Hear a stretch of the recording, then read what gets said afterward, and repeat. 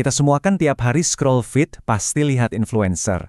Kita ngerasa kenal mereka, percaya sama rekomendasi mereka.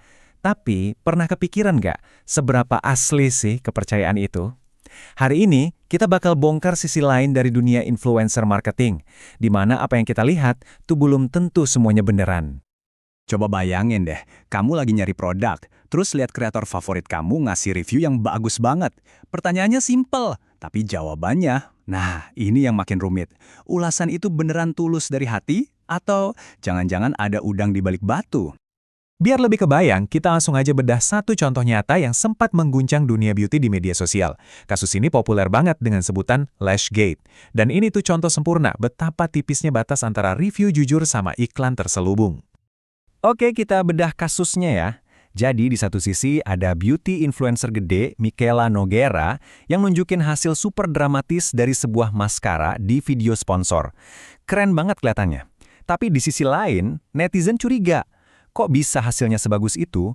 Muncul tuduhan kalau dia diam-diam pakai bulu mata palsu. Nah, dari sinilah perdebatan panas soal kejujuran dan transparansi influencer meledak. Skandal Lashgate ini jujur aja cuma puncak gunung es. Ini bukan kejadian sekali doang, ini adalah gejala dari masalah yang jauh lebih besar dan sistemik di dalam dunia kreator. Yuk kita lihat lebih dalam lagi sisi tersembunyi para influencer. Jadi modus penipuan ini tuh bisa macam-macam banget bentuknya. Mulai dari ngelebih-lebihin hasil produk, sampai sengaja nyembunyiin fakta kalau postingan itu sebenarnya iklan berbayar. Taktik-taktik kayak gini tuh seringkali susah banget kita sadari sebagai penonton biasa. Nah, ada istilah kunci nih yang perlu kita tahu, stealth marketing atau pemasaran terselubung. Gampangnya gini, ini tuh iklan yang sengaja dibungkus biar kelihatan kayak rekomendasi pribadi yang jujur. Tujuannya, ya buat manfaatin kepercayaan kita tanpa kita sadar kalau kita lagi nonton iklan. Dan yang bikin miris, pola kayak gini tuh terjadi di mana-mana, di berbagai negara.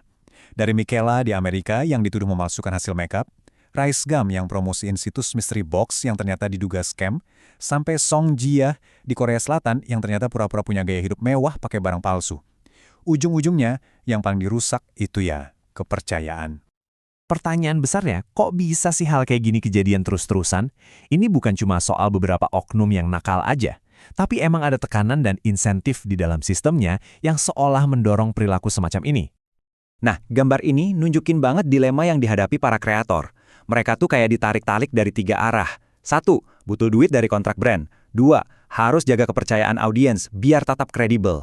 3, harus bikin konten yang disukai algoritma biar tetap eksis. Sering banget, salah satu dari 3 hal ini harus dikorbanin. Kalau kita gali lebih dalam lagi, ini nih akar masalahnya. Industri ini kan gila angka ya. Followers sama likes itu udah kayak mata uang.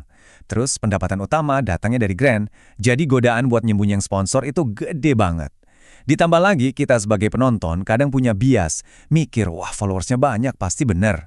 Semua ini makin parah karena algoritma lebih suka konten yang heboh dan regulasinya masih longgar. Oke, udah cukup ya ngomongin masalahnya. Sekarang, pertanyaannya apa yang bisa kita lakuin?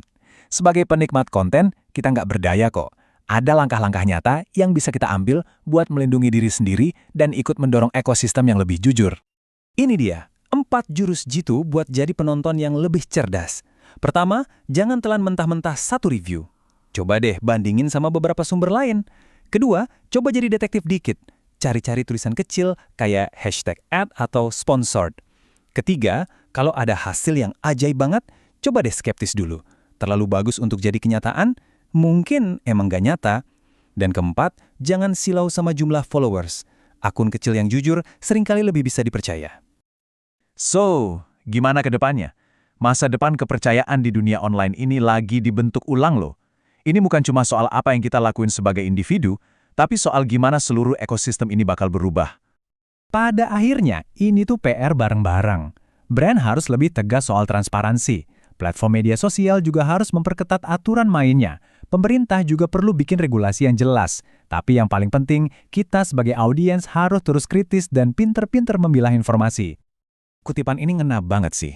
Intinya gini, kepercayaan itu pondasi dari seluruh dunia kreator. Kalau pondasinya goyah, gara-gara banyak yang nggak jujur, ya udah seluruh bangunannya bisa ambruk. Risikonya bukan cuma influencer yang rugi, tapi kita semua jadi nggak bisa percaya apapun lagi yang kita lihat internet.